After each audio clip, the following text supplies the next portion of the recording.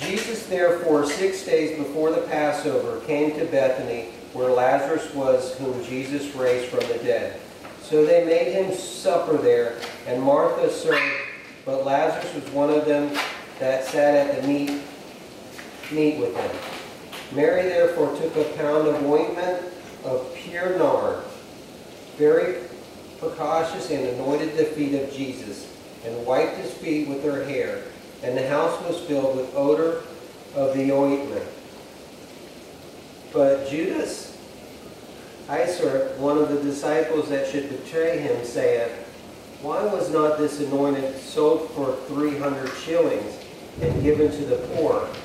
Now this he said, not because he cared for the poor, but because he was a thief, and having the bag took away what was put therein.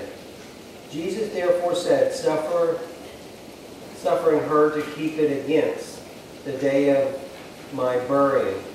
For the poor ye have always with you, but me ye have not always. The common people therefore of the Jews learned that he was there, and there they came not for Jesus' sake only, but that they might see Lazarus also, whom he had raised from the dead. But the chief priests took counsel that they might put Lazarus also to death, because that by reason of him many of the Jews went away and believed on Jesus.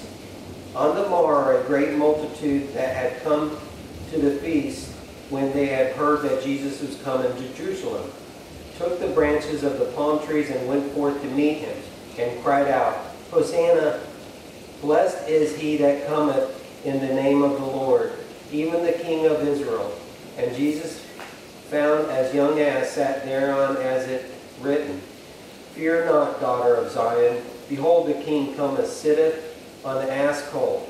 Therefore things understood not his disciples at first, but when Jesus was glorified, then remembered that these things were written of him, and that they had done these things unto him.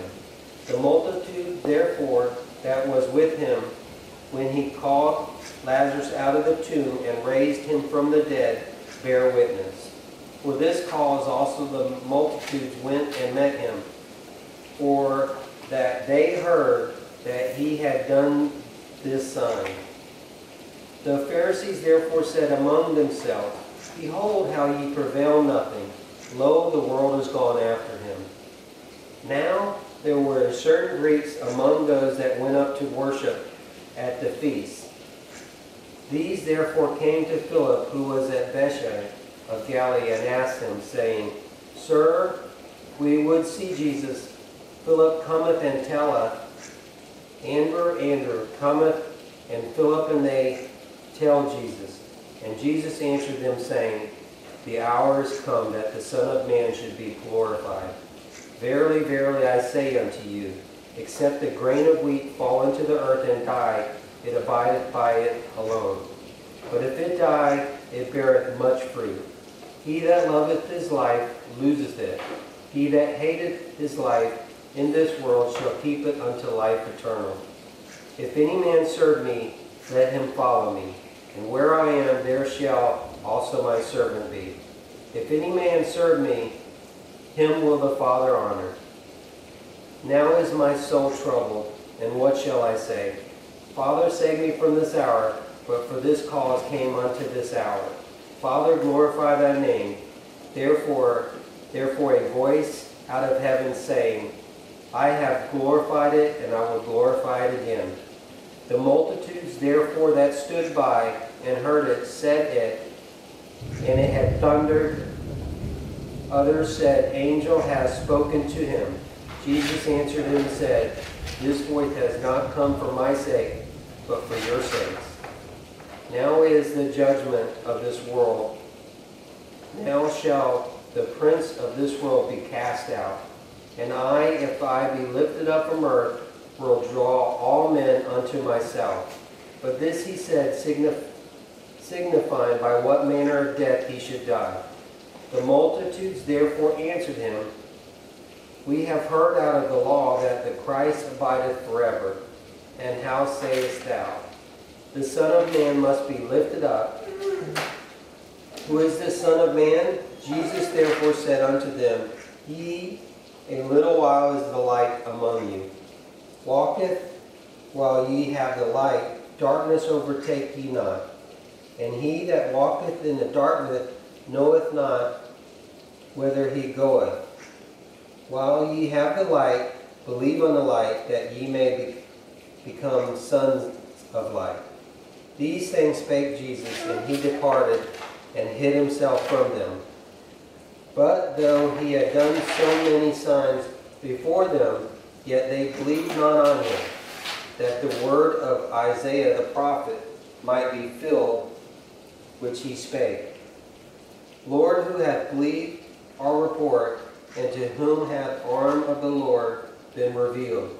For this cause they could not believe, for that Isaiah said again, He hath blinded their eyes, and he hath hardened their heart, lest they should see with their eyes, and perceive with their heart, and should turn, and I should heal them.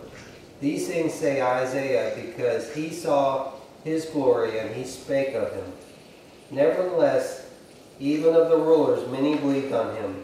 But because of the Pharisees they did not confess it, lest they should be put on of the synagogue, for they loved the glory that is of men more than the glory is of God. And Jesus cried and said, He that believeth on me, believeth not on me, but on him that sent me. And he that beholdeth me, beholdeth him that sent me. I am come a light into the world, that whosoever believeth on me may not abide in the darkness. And if any man hear me saying, and kept them not, I judge him not. For I came not to judge the world, but to save the world. He that receiveth me and receiveth not my sayings has one that judges him. The words that I spake, the same shall judge him in the last days. For I spake not for myself, but the Father that sent me. He hath given me a commandment, what I should say and what I should speak. And I know that his commandment is life eternal. The things which I speak, even as the Father has said unto me, so I speak. John chapter 12.